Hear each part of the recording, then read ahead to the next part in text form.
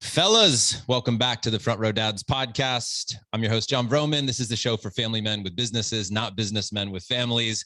My guest today is a longtime friend, dad, husband, just an epic human who when I think about my relationship with Christopher, I think of a couple things. I think of a drive on the West Coast to mastermind talks together. I think of calling Steven from a back deck fundraising gathering of 20 people raising 100 grand. We're like, we need 3 grand. Who's going to close us out? Then waking Steven up in bed and he's like, I'm in for 3 grand.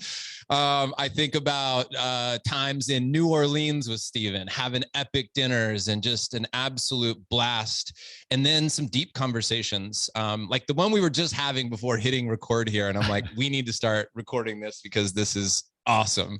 Guys, my friend Steven, founder of Wit Digital, his company actually built the website for Best Year Ever, the Best Year Ever event that we ran with Hal and John Berghoff. And it's just been tied into the community in so many different ways. I even remember, I think, first meeting and understanding that our wives, one from Ukraine, one from Russia, so many similarities and common threads. And most importantly, I love Steven's heart.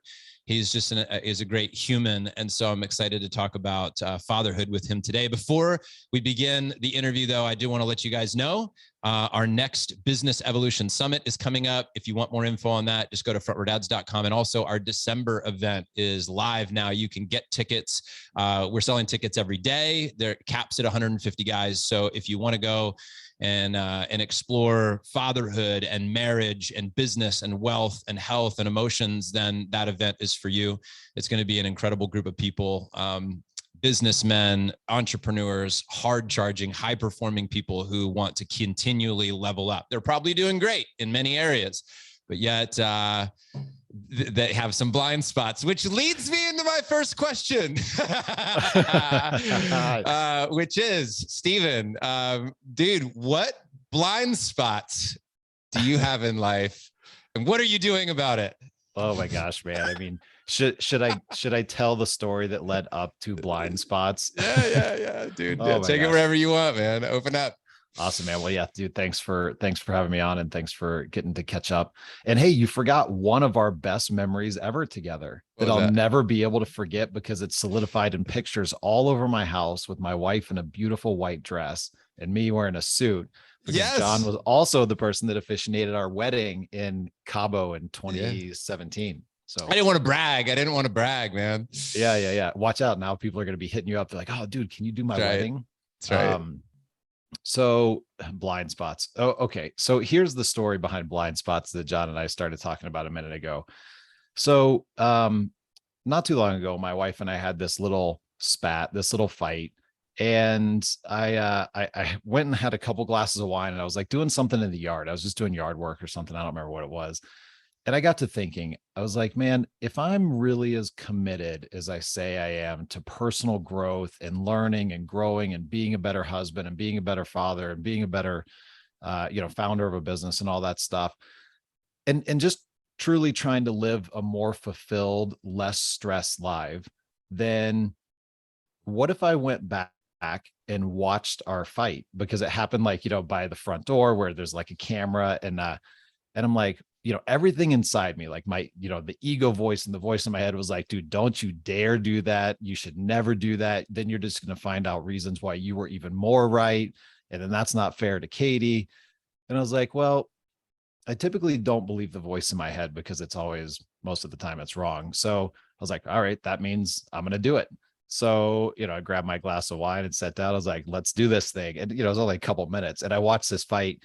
And what I realized after watching this was that we all have blind spots, and blind spots are true blind spots, right? John, we were talking a little bit about how, most of us were like, oh yeah, dude, I got some blind spots, and they're this and this and this and this. We think we know what they are. Yeah. But blind spots are truly, truly blind spots. I mean, our brain literally filters them out almost 100%, and we have no clue that they're there. So I went back and watched this fight, and I was like, yep, okie dokie, I'm an idiot.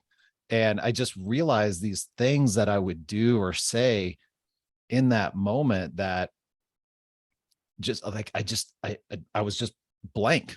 I didn't Yeah. even know what was happening. Right. And so Yeah. it gave me this really cool and humbling new awareness around blind spots. And so now, like, dude, everything I do now, I mean, work, friendships, just being out in the world, anytime I say like, oh yeah, well, I know how that works, or oh yeah, like here's the answer to that, I now just realize I probably have no freaking clue. Yeah. And I don't know, honestly, it's made life a little bit easier.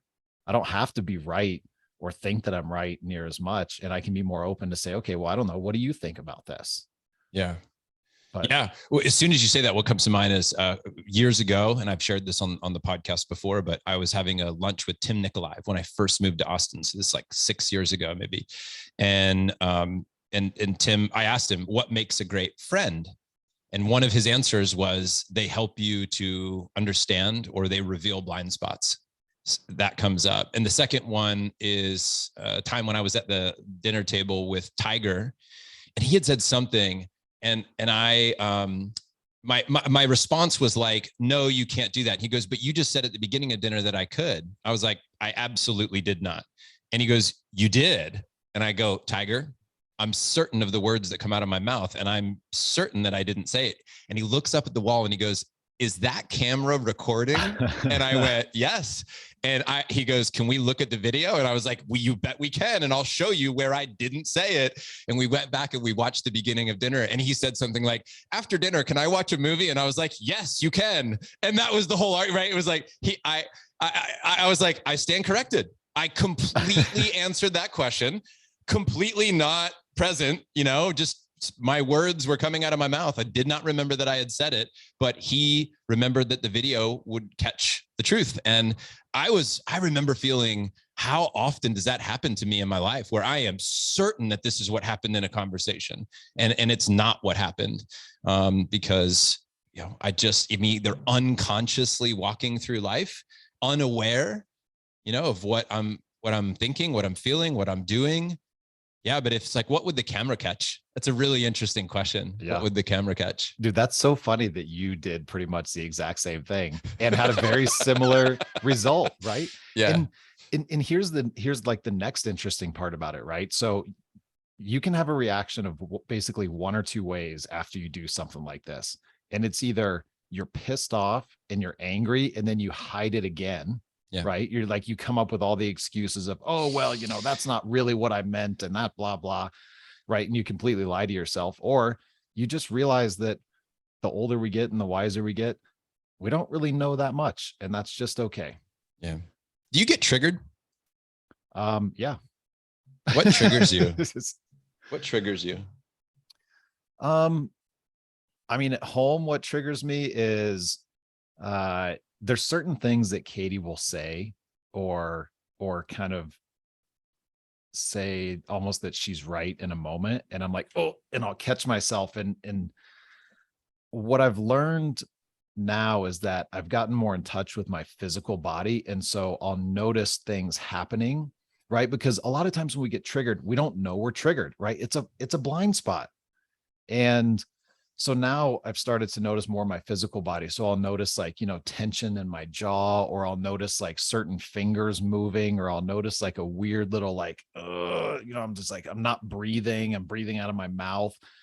And then that will be the thing that kind of sets me back and says, okay, wait, something's happening here. Now go in and look at it from an outsider's perspective. But I don't know, man, little things like, hey, I'll be done with this in 5 minutes. And I know that it's untrue, because I know it's going to be 20 or 25 or 30. Yeah. And I'll still be sitting there. I'm like, okay, well, you said 5, now it's 25, now it's 30, now it's 35, now it's late, now I'm hungry, now I'm tired. And I've just realized there's just no way around it. I mean, could we have conversations about it? And we have, and is it going to change? Probably not. And then just the question of, does it really matter? Yeah.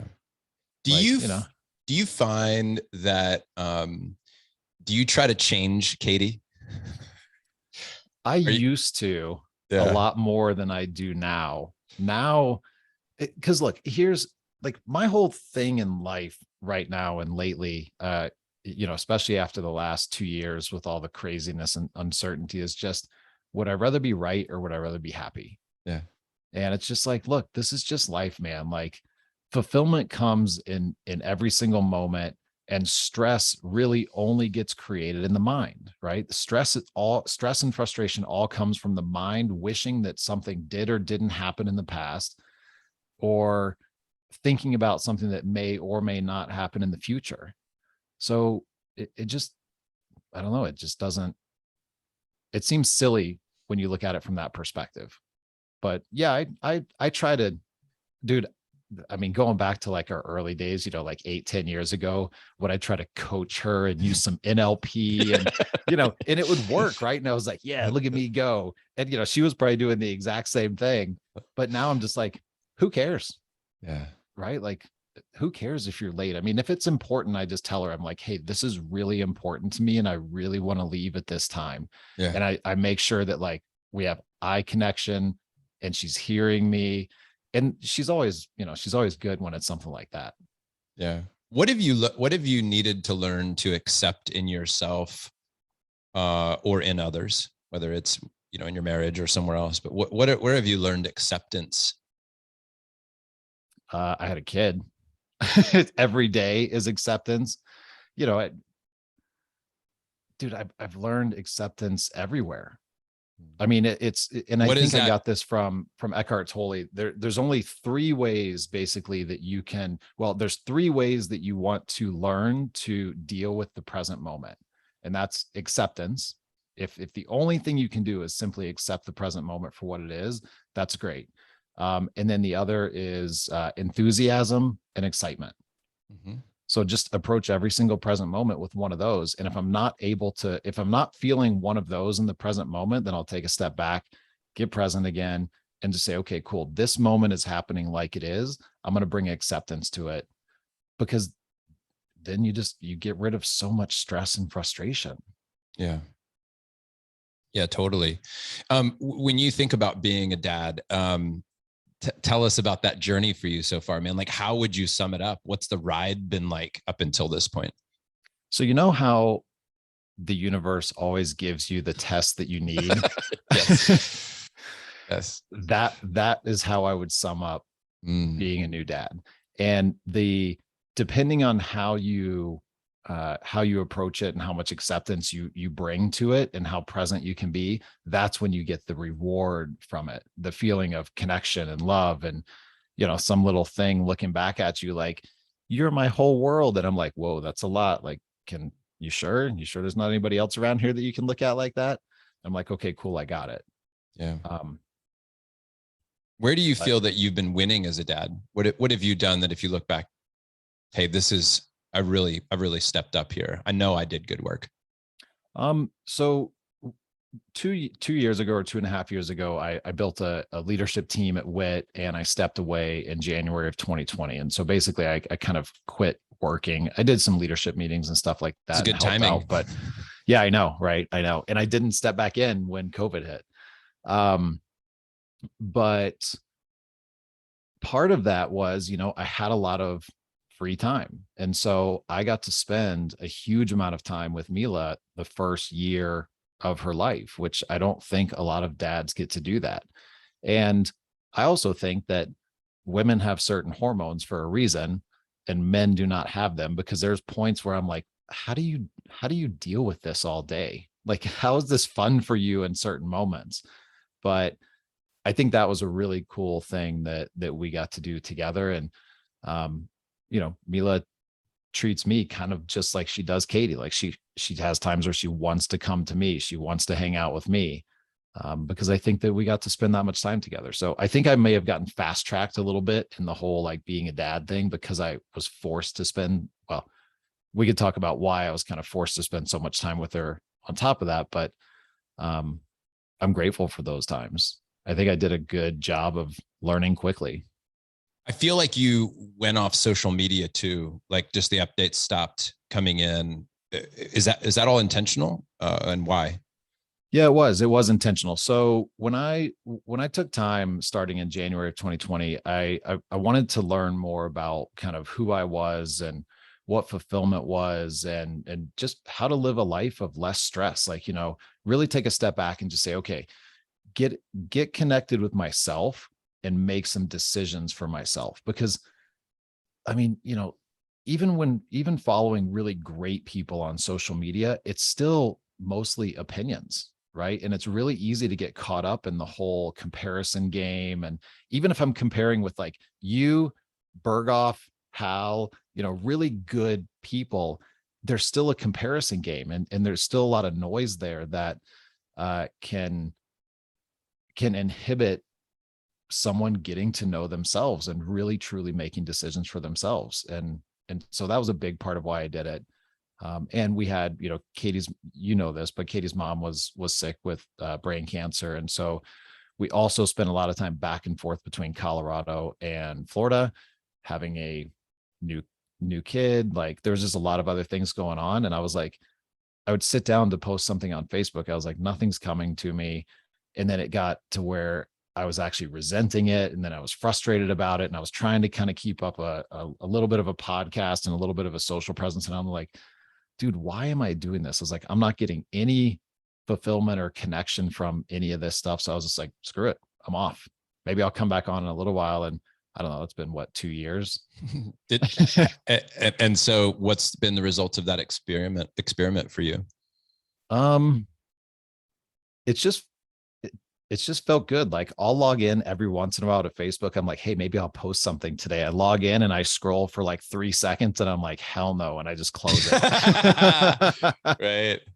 Yeah. Right. Like, no way. So I don't know. It's just been kind of freeing. Like, I think, for me personally, I tended to be the type of person that would kind of adopt and adapt to the group that I was in. Right. And that's not necessarily a bad thing, but I was just realizing, like, dude, I've never really gotten in touch with who I am and myself, and like making decisions for myself and just feeling good with where I am, as opposed to always kind of pursuing something else. Yeah. So I was the guy that on Facebook, or I'd go to an event and be like, oh man, like I can do these 3 things and then, triple my income and double my amount of free time and, grow the business this amount, like all the things that we want to hear. And I would start doing it and I'd be like, well, I feel just as bad as I did before. So like, what am I doing here? Yeah. And it was great. I took, those 2 years, I reread a bunch of the oldest ancient texts, like the Tao Te Ching and the Upanishads. And I even read like a bunch of stuff, the gospel according to Jesus, like pulling out his sayings. I was like, dude, these guys are really smart. They were on to something. But yet, how many of us are sitting there gaining all of our personal development and mindfulness knowledge from dudes on Facebook that are like 22 that have never meditated for more than 10 minutes? And right. Like, and the crazy part is, most of them aren't doing anything ill-willed. They just literally have no clue. Yeah. But yet they're good at Facebook. And so we're listening to them. Yeah. What did you learn from reading these books? What type of discoveries did you make? I learned that life is way easier than we make it. I learned that one of the most important things you can do is choose to say yes to life and not restrict the flow of it. Right? We try so hard to predict the future. I needed to hear that, man. That's relevant to a conversation I had this morning. We try so hard to predict the future. And in every single one of those ancient texts, in one way or another, they all say, don't worry about the result. The result is none of your business.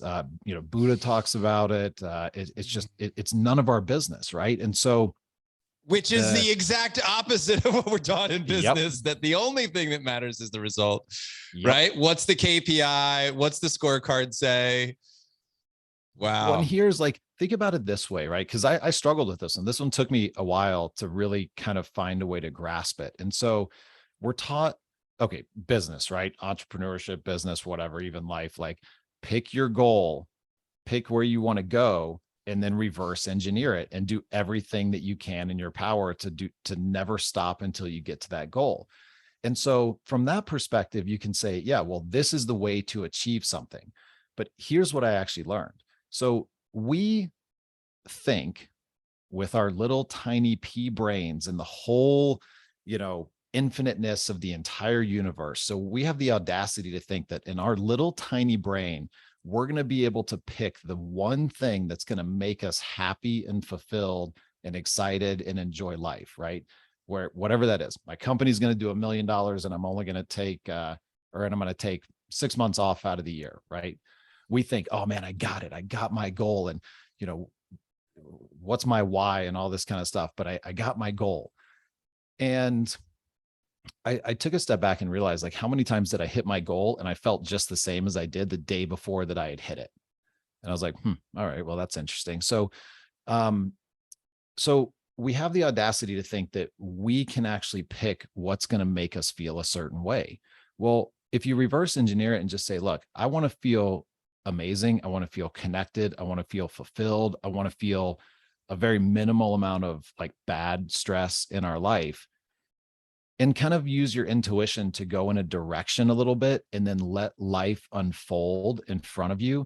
You will end up somewhere probably that you never could have predicted, right? How many entrepreneurs do you know that really, really great entrepreneurs, when you ask them like, oh, why did you choose that business? They're like, oh, dude, like I was down and out under a bridge. And then this bum said, go here. And then I went there and Business then I met found this me. person. And then, yeah, it's like, right. So think about that, right? Like, it's crazy that we think we should be able to pick exactly what's going to make us happy. And so when you have kind of that loose direction and you say yes to life and let it unfold, it will unfold in a way cooler way than you ever possibly could have imagined. That'll give you way more fulfillment than ever.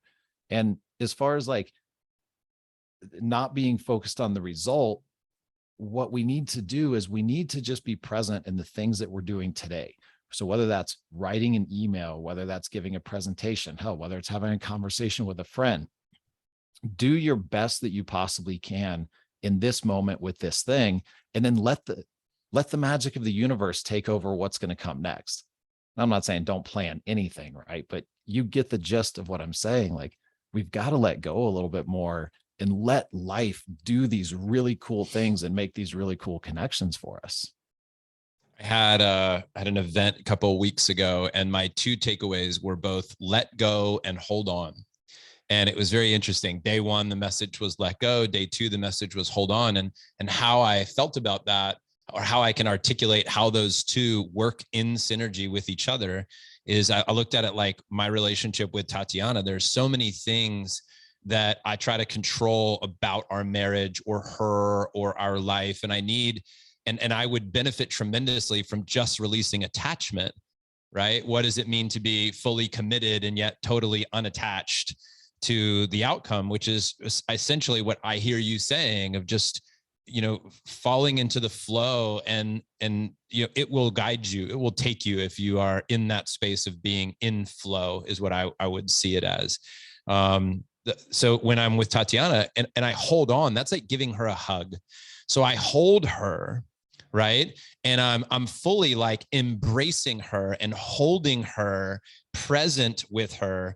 And at the same time, with this out breath, releasing attachment to anything having to be a certain way for us to be happy or in love. That is how I see that seemingly paradoxical hold on and let go showing up in the same moment, in the same breath of coexisting with each other. But that duality and simultaneously being a yes and, do I need to hold on and let go? Yes. all of it, everywhere, all at once, that type of deal. Dude, I love it, man. And how much better does she feel when you're just sitting there with almost nothing going on in your mind? You're just like, yep, I'm looking at you in the eyes, giving you a hug. There's nothing else to do here. And here's one of the dangerous points. I mean, especially like when you listen to podcasts and stuff, and even people listening to what you just said, words are really dangerous, right? Because words mean something different to each person. And so yes, even you saying, hold on, right? If somebody didn't hear how the second part of that, yeah, if somebody didn't hear the second part about that, they might be like, okay, so what does that mean? I'm going to hold on mentally to everything that I want and I believe is right. Correct. But somehow at the same time, let go of everything that she wants. And like, they get it completely backwards. And so we go through life trying to put everything into words so that we can talk to somebody else about it. And most of it is for our own ego, right? Like half the reason why we tell people about our accomplishments and stuff like that is because it makes our ego feel good. Yeah. Right. But ultimately, if we could just experience the thing that we're experiencing without words, it's going to be so much more fulfilling.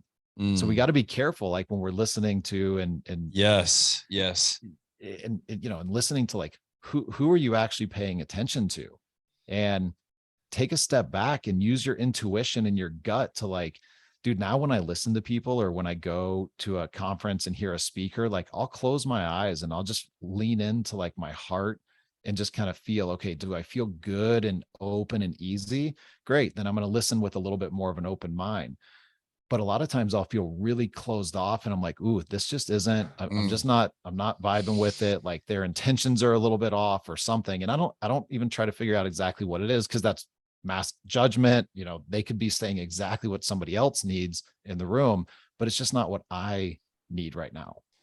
All right, we got to hang here, man, because this is too fascinating for me, and also very much in alignment with where I am. Reading a book right now that's literally talking about what you're describing right now, of listening to the body intelligence. I have guys in my band that are experiencing this right now, what it means to truly be in tune with your body, which I think I intellectually maybe understood years ago, and still feel like I'm learning what that actually means to embody something, to experience it, to feel it. Tatiana's going through an event right now, energy work, tantric work. She's learning all about how to process through her body and what her body is telling her. Texting with somebody this morning and they're like, I'm learning to listen to my body. I'm like, okay, I get it. Right? Like, we're John Vroman, listen to your body. You're like, thanks, John universe. Vroman. I got it. Yeah, it's like it is hitting me from every possible angle right now. So let's go here for a moment. And I'm curious, man, for you, like, how is this showing up? Where did this stem from, maybe? Or really take this wherever you want, dude. But I just want to know how you got to this point. What does the journey look like to listen to your body? Yeah, I think, off the top of my head, I think this is where it came from, and maybe it came from somewhere else, but this is the one that I recall. So I read A New Earth by Eckhart Tolle. It's one of my top 3 books of all times. Nothing has kicked it out of the top 3. It's unbelievable. And he uses a lot like go into the body as a way to be present, right? Because we're so caught up in our mind, and which is just thought after thought after thought after thought, and it's exhausting and it's frustrating and it's it's terrible, right? It's the human condition, right? But he uses the body as a way kind of into presence and out of all of that that thinking.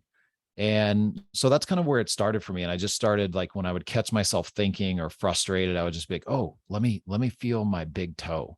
Right. I would sit back, like close my eyes, pull away from the computer for a minute and just take some slow breaths and just feel my big toe, or feel my heartbeat, or feel, whatever, man, like just something that I've never really felt before, like my left rib when I breathed a certain way. And so I think that's when I really started to get into it. And then I have another buddy who's kind of like a super high performance coach, but he's on this very like spiritual awakening path with me. And he's kind of like, we're buddies, right? When we have really bad days, it's like, dude, I'm losing my freaking mind here. Help me. And he's a competitive swimmer, and he coaches like high end athletes and stuff like that. But he would just keep telling me, like, dude, you got to be in your body more. You got to lean into your body more. Like when you're at the gym, like be in your body. Don't be in your mind, whether your mind is in the gym, which it rarely is, right? My mind is somewhere in a whole different world and I'm thinking about what I got to do when I'm done. But I just started practicing it. And I realized that it made me more relaxed. And then it started to have this really cool, side effect, or maybe it was the original, what the effect was supposed to be, but I could actually use my body more to, as a guidance system. Yeah. Right. Like feel into, and this is where words get dangerous. Like I might say, feel into my heart, which does not actually mean feeling into my physical heart in my body. I'm feeling into this place in my chest, and it's either it's either ease or it's like constriction, but it's not actually my heart at all. So I say that, but that's not actually even what I mean. Totally. You know, on this, hey, listening to your body topic, what does that look like? How does it feel? Where does it show up? There's a couple things here. First of all, Tim, who I referenced a couple times, he took a deep dive into conscious leadership a couple years ago. This is Jim Dethmer's work, the 15 commitments of conscious leadership. And what they teach is when, first thing is checking in with your body. What are you noticing? Do you feel tension in your shoulders? Typically, tension in your shoulders means that you might be angry. Do you feel it in your chest, right? Maybe that could be an indicator that there's sadness. Do you feel it in your stomach? That could be an indicator that you're nervous, right? And just sort of identifying when your body is sending you a signal, what's the message it might be sending you?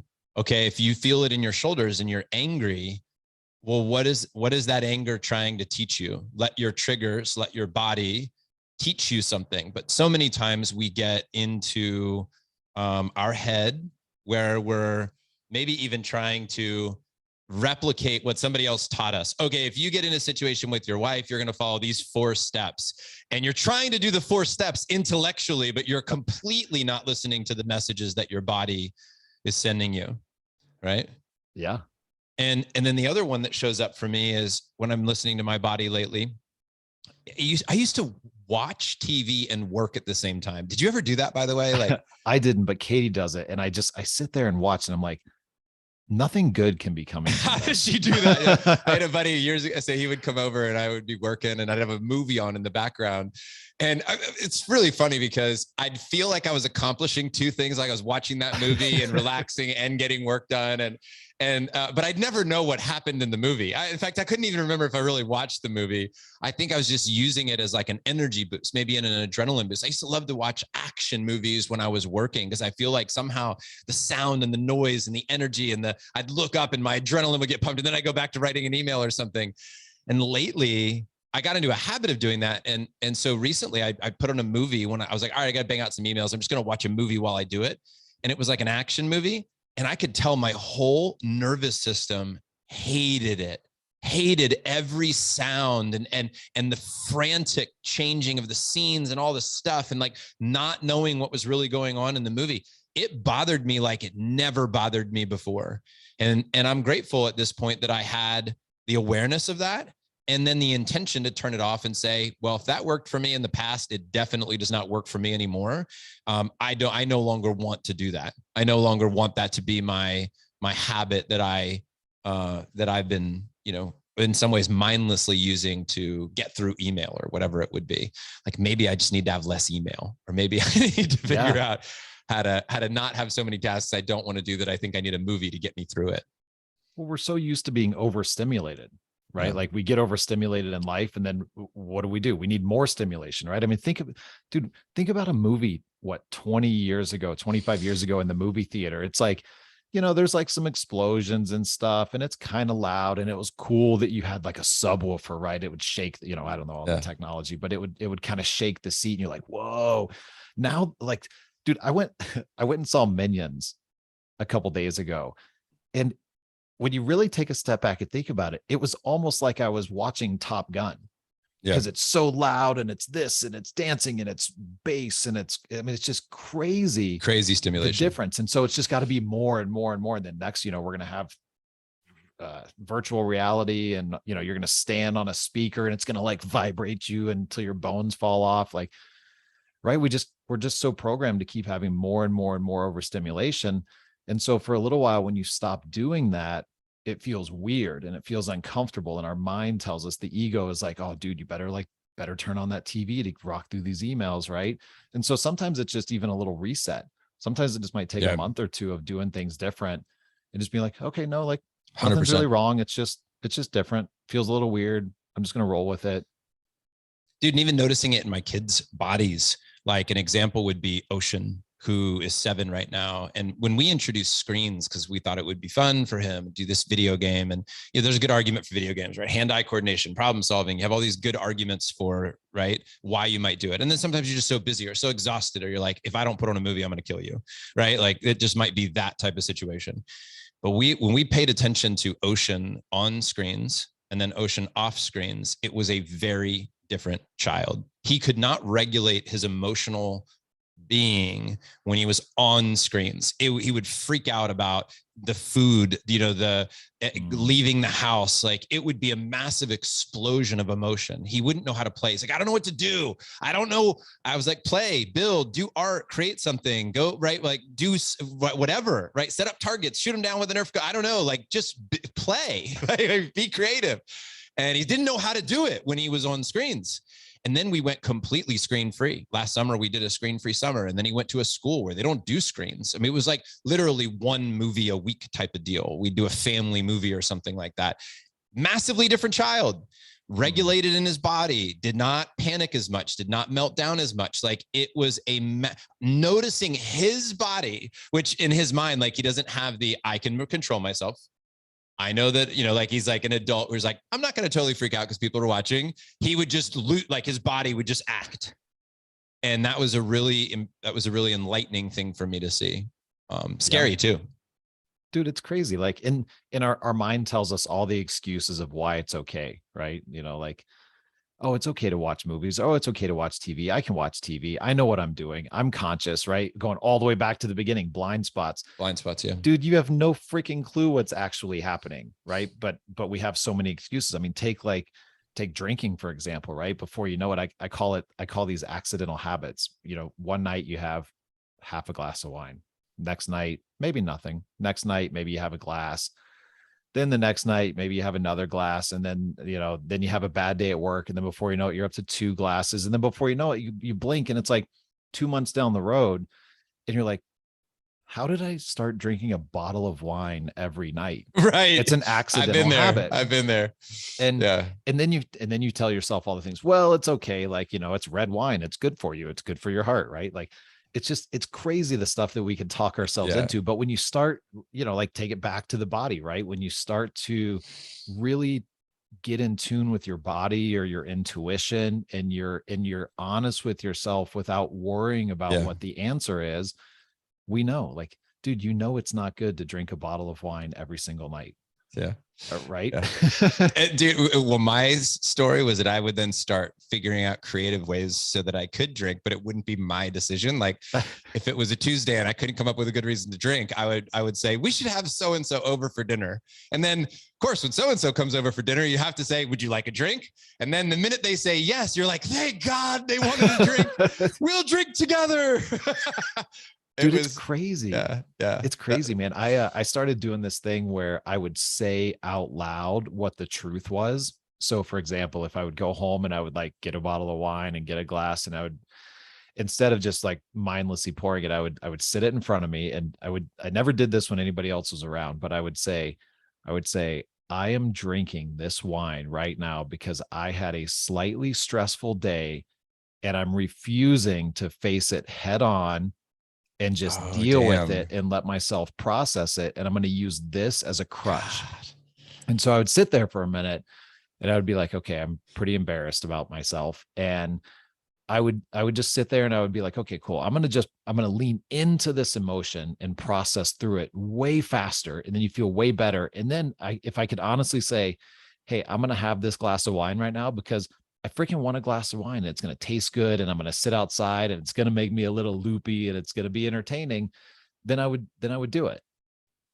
But you got to be honest with yourself first. And there is something to saying it out loud. So anybody that's listening, you can say it in your mind, but it does not have near the effect. He opens Instagram. I'm going to look at attractive women on Instagram because my wife's not giving me enough attention right now. Yeah, dude, seriously, like it becomes much more real. And then the only thing you have to pay attention to is the next step. You have to remember, like, no judgment to yourself, right? Like, dude, it is what it is. And then just lean into whatever that emotion is, and you'll process through it way faster. And you'll actually, like, learn something from it. You'll actually feel good. Right. Yeah. How did you come up with that idea, or when did that begin? And I think I cobbled it together from, like, a book and a podcast and something. Like, somebody, I remember a little bit that somebody said something specific about drinking, and they were Yeah. like, just be honest with yourself. Why are you going to do it? And, you know, journal about it or something. Yeah. And I was like, well, what if we That's we cool. said it out loud? What if we That's did really this? cool. Like, it was just one more of those experiences where I was like, look, if I really say that I'm here to learn as much as I can and be as open as I can, and basically transcend the ego, as quickly and best as quickly as humanly possible, let's lean into this stuff. Right. And I, you Yeah. know, I don't do it every time, man. Like sometimes I'll grab the bottle of wine and I'll kind of like, I know exactly why I'm doing it. And I'll just be like, well, I'm going to do it anyway. Yep. Because I'm not big enough to process through that emotion today. And I'm going to use this as a crutch and like, thank you very much. Good night. Yeah. Oh man, I don't want to leave this topic. There's so many other things I wanted to ask you about, but I just really feel that we landed on something that's really, really important. And so, question around keeping this as a practice. What are a few things that you would do each day, or how have you found it? How have you found success in staying in tune with your body? Right. And maybe even talk about what knocks you out of that place where you were totally disconnected, unconscious. What, where do you land on either of those opposite ends of the spectrum? Yeah, I think it's a practice thing, right? And I remember in the beginning, I would set a reminder on my phone that, you know, once or twice a day it would pop up and it would say something like, check in with your body, check in where you are you conscious, are you aware, just little things like that. And so that's kind of how I started doing it. You know, I would, typical entrepreneur, right? I had post-it notes everywhere, and then you only see the post-it notes for 3 or 4 days and then they all just magically disappear, right? I'm like, dude, how long has this post-it note been on top of my speedometer? I'm like, this has been here for months. I haven't seen it for weeks. So I did that. And but I set the reminders in my phone, and half the time I would start ignoring them. And then a couple of days later, I'd be like, wait, nope, I did this for a reason. I'm going to lean into it, and I'm going to take a second and step back and like just check in and just become aware. And then one of the other triggers that I use to check in is, as you go through your days, as you start to become a more conscious and aware person, you catch yourself when you come back from being unconscious. So, you know, like, have you ever just been sitting there doing something and all of a sudden it's like you woke up and you're like, where am I? And like, what am I doing right now? What have I been doing for the past 3 hours? Like, where in the hell have I even been? This describes junior high for me. When the teacher would be talking, I'm like, well, I don't know what just happened for the last 15 minutes. Yeah, exactly. Or like when you get in your car to drive somewhere, right? Like you get there and you're like, did I do that? Yeah. road did I even take? Like, did I cut somebody off? Did I even use my blinker? Like, dude, what just happened? So in the moment when you become aware again and you become conscious, that's when you use that as like a break. And so when I do that, I take a step back and I, you know, sometimes I'll revisit where I was a little bit, but most of the time I'll just check in with where I am in that moment and check in with my body and kind of and then just pick back up and cruise from there. Cause my whole focus is, can I be present? Right? Like, can I bring just relentless presence to my life every moment of every day? Yeah. And so every single thing that I can do to kind of use it as a little trigger to check in, I try to. And the mind and the ego will always get smarter and smarter, right? Like, dude, it'd be like playing football against a team that literally knew your playbook before you even knew it. That's what the ego is. It knows all of the answers. It knows all of the paths. And so you've constantly just got to be aware, and what worked yesterday might not work today. And so you got to bring awareness to it, got to bring awareness to it, got to bring awareness to it. You know, I wonder if I couldn't help but have this thought of, is being present sort of the ultimate answer?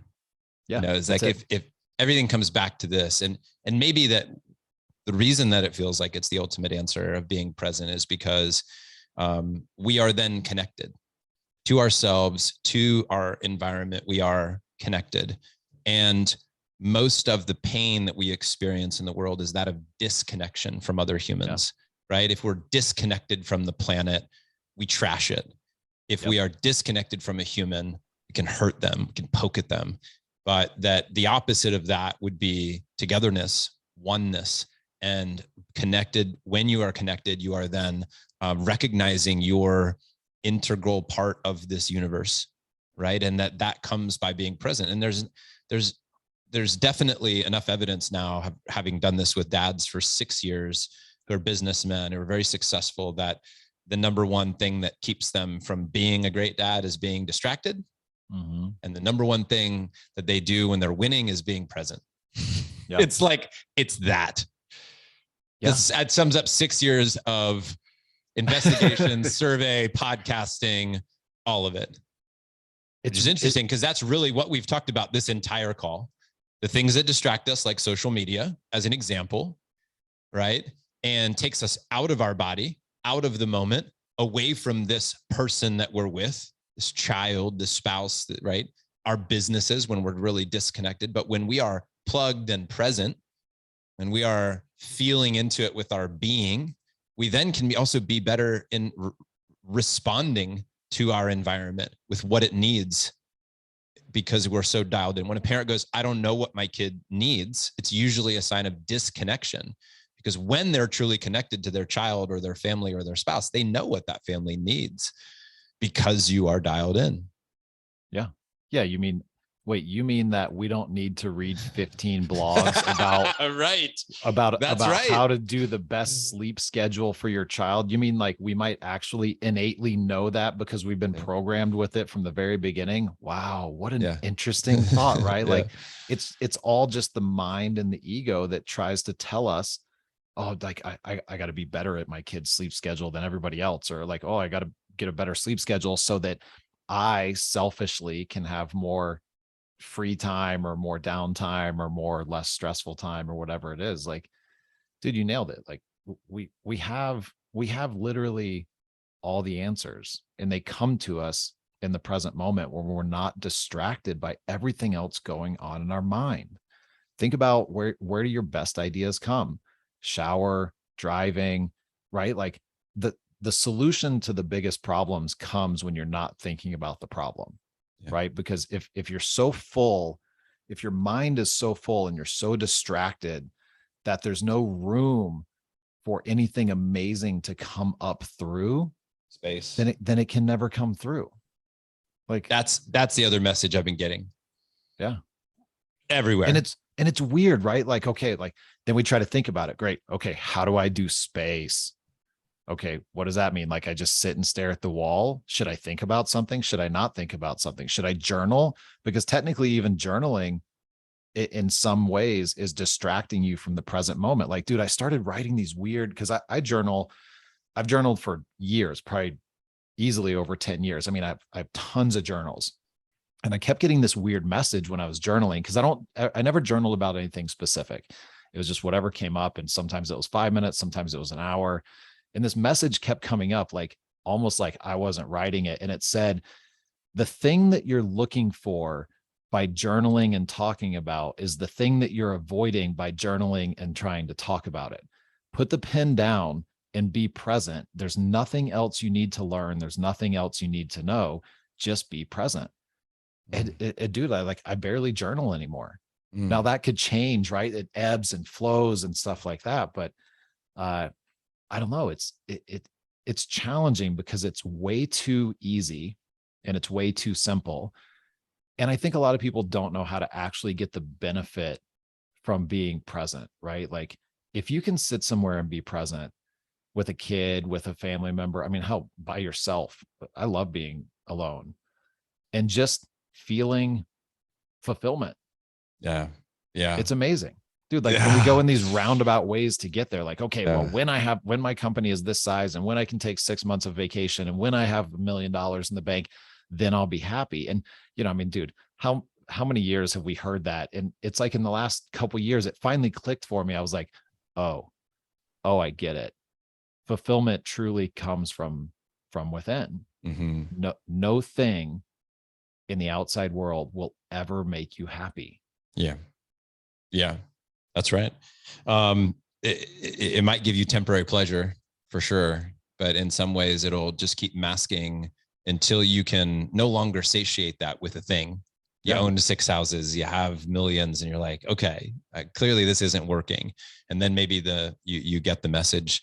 When you talk about the power of being and the distraction of journaling, I mean, look, we're both really close with Hal and the Miracle Morning Routine, and I think it's great. And it's a thing, and it helps people, right? It could be a part of their entire life or a season of their life.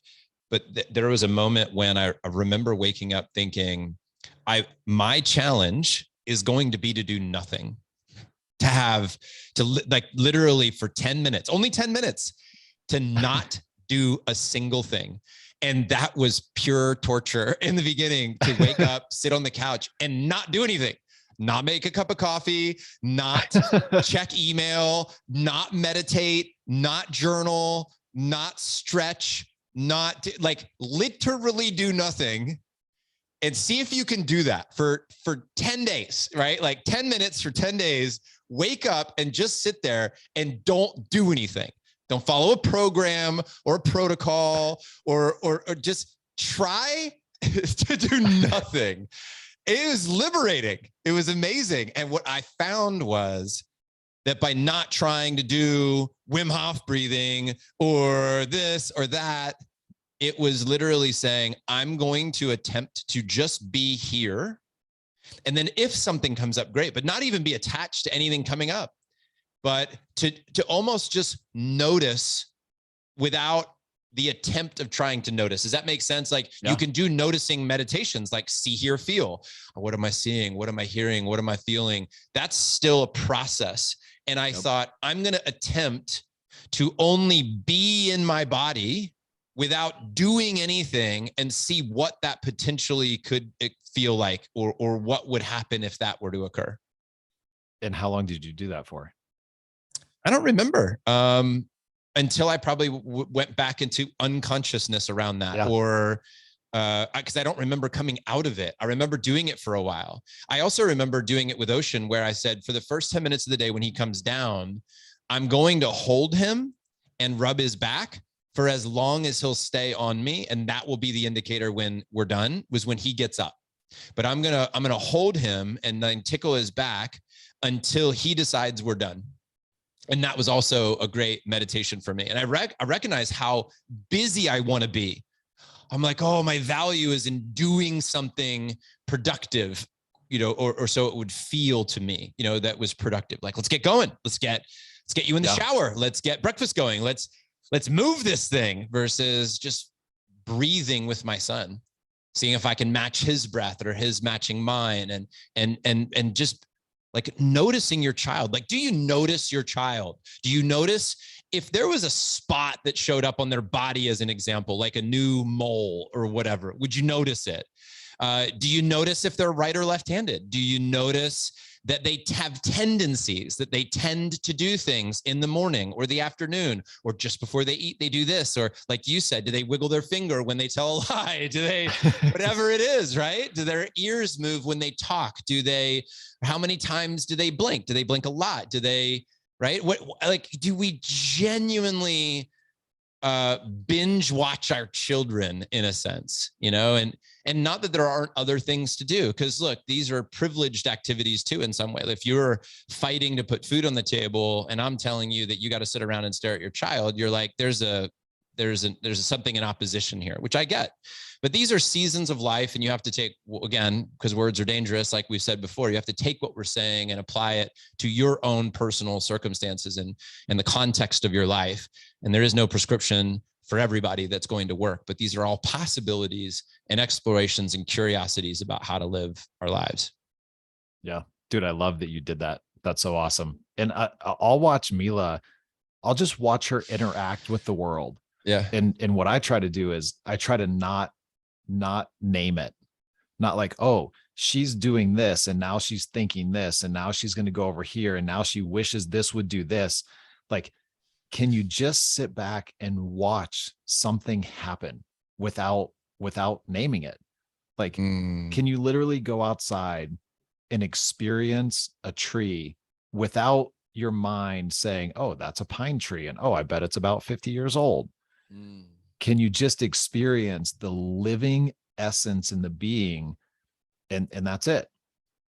And it's very challenging because we're so programmed to be doing. I mean, look, this is entertaining because humans always think they have it figured out, right? So I mean, how many people in our little kind of groups or worlds, or especially like some of the past personal development worlds, like, dude, yep, I got it, I nailed it, I got the system and it works, and it's the magic bullet. But go back to like, I don't know history timelines that well, but go back to like when we used to burn people because they, were witches, right? But probably, I'm guessing here completely, probably they were just in tune hippies with the woods, and like they knew that everything was connected, and yeah, they could heal people with just being present with them, like just like we can do now. But we used to burn them and kill them. And we have the silly audacity that, oh, now we got it all figured out because we have giant buildings and we have trains and we have faster cars, and oh wait, shoot, did we just completely kill most of the earth? Oh damn it, maybe. But that's okay, that wasn't really our problem, we didn't really do it, we're the ones fixing it. So just remember that, like, we don't know really much. So if you can start to just get in tune with yourself, your body, your soul, your higher self, whatever you want to call it, right? Like the being and the connectedness of everything in the world, then you can make some really cool decisions. Yeah. And it's just more fun, man. Like, can you drive from point A to point B without listening to the music, without listening to a podcast, without listening to an audiobook, without thinking about all of these problems, and just be like, this is pretty cool, man. I'm like driving a car at 80 miles an hour down the interstate, and I can tap the gas and go a little faster, or the brake, or like look at the sky, like just be there. We don't really, we're never where we actually are. You know what it sounds like to me, Stephen? Sounds like you've been doing a lot of drugs lately. Yeah. Kidding, not kidding. Hey. No, here's the thing. It's so interesting is, and the seriousness of that statement is, I think that in some ways, these incredible plant medicines that people have been experiencing, maybe more so lately, I think have been very enlightening to people getting connected to their bodies and what really matters most. I say that. It doesn't really matter, nor do I need to go down that road with you right now. But it's my way of giving you a compliment, because these things that you're saying really do require an altered state of consciousness, a development, a recognition of our ego, a separation from our ego for a moment, to see the impact that it's having on our lives, to make these bold decisions and maybe go against the norm in some ways. These are big discoveries, and I'm grateful that we get to be men in the world right now, this point in our life, like on the evolution of our existence, that we get to be here having this conversation around listening to our bodies as an example, and then bringing that wisdom to the people that we love and care about. I think it's important work. I was afraid of it in the beginning. Sounded a little too hippy dippy for me. Sounded a little too woo woo for me. I definitely pushed against it. I needed more of the framework. I'm like, yeah, you can take your whole listen to your body. I'll do the 8 steps to achieving your biggest goals in the next 12 months. Thank you very much. But I think that was just my ego trying to protect me, and so I'm not mad at it, just recognizing that it is what it is. But I really appreciate the work that you've done. I knew there was a reason we needed to reconnect. I knew that we were going to have the right conversation if we stayed present to it. And yeah, here we are, and it happened. And I thank you for it.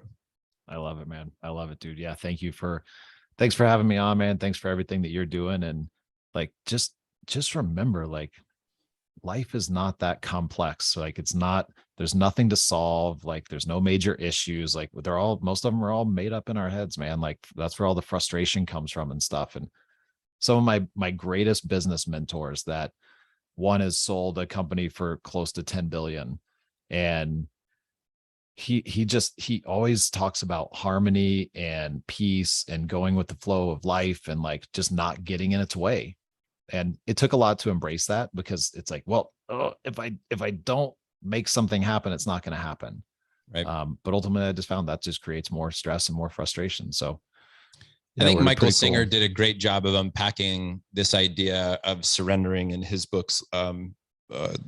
The Surrender Experiment. The Surrender Experiment, right? Yeah, one of my favorite books. I think he did such a good job of that, because he really did a beautiful, it was like, I remember the example I think he used, like, if a storm is coming, or maybe I made this up based on what he said, but I recall something like, if the storm is coming, it's not like, I surrender to the storm, there's nothing I could do. Like, you could seek shelter, you can put an umbrella over your head. It's not, you can work with, but you can't change the fact that it's raining.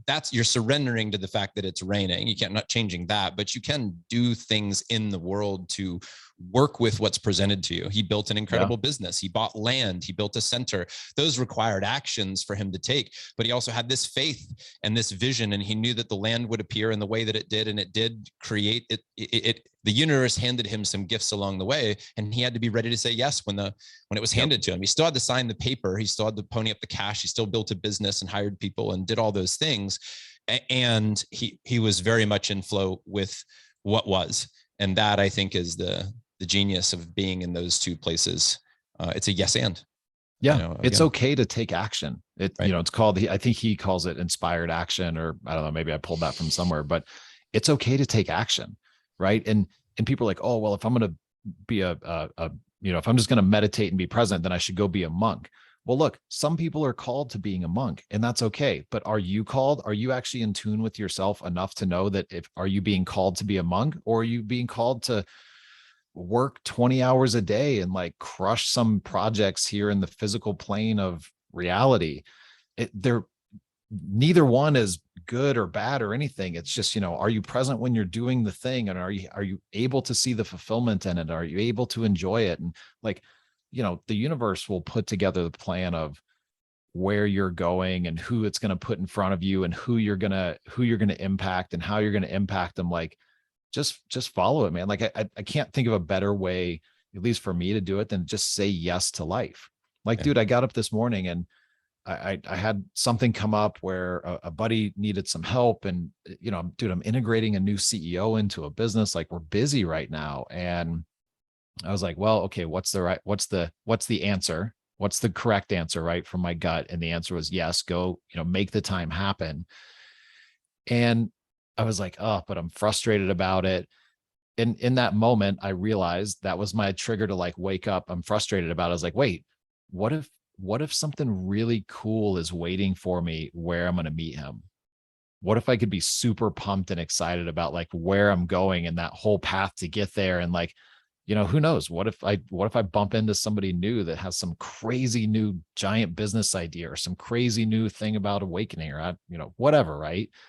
And so it's just say yes to life as it presents itself to you.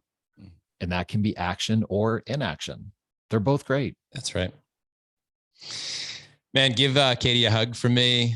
I hope to see you guys soon. If you're ever in Austin, you're welcome to come hang with the Romans, man. We miss you. We love you. And really appreciate this time, buddy. We'll link to everything in the notes, guys. If you want to check out Steven's company, Wit Digital, real quick, 30-second. If people do want to use Wit Digital, why might they find their way to your company? Yeah, I mean, Wit's a pretty specialized digital marketing agency. We specialize in dealing with home service companies like big plumbing, HVAC, and electrical contractors. So if you or anybody runs in that circle, then we might be a good fit. Otherwise, even if you just want to chat, or if something I said resonated and you want to know more about it, man, this is my favorite thing to talk about. And because every time I talk about this type of stuff, it's really for me. I'm really learning more than anybody else is, I guarantee you, at the stuff that I'm saying. So even if you want to chat about it, we'll throw my email address in there and shoot me an email. I love it. And dude, I love you, buddy. Thank you so much for everything and being such a huge part of my life. Forever grateful, man. Well, I look forward to our next chat already, but I'll try to be present in the moment and not be thinking into the future too much. All right, man. Much love.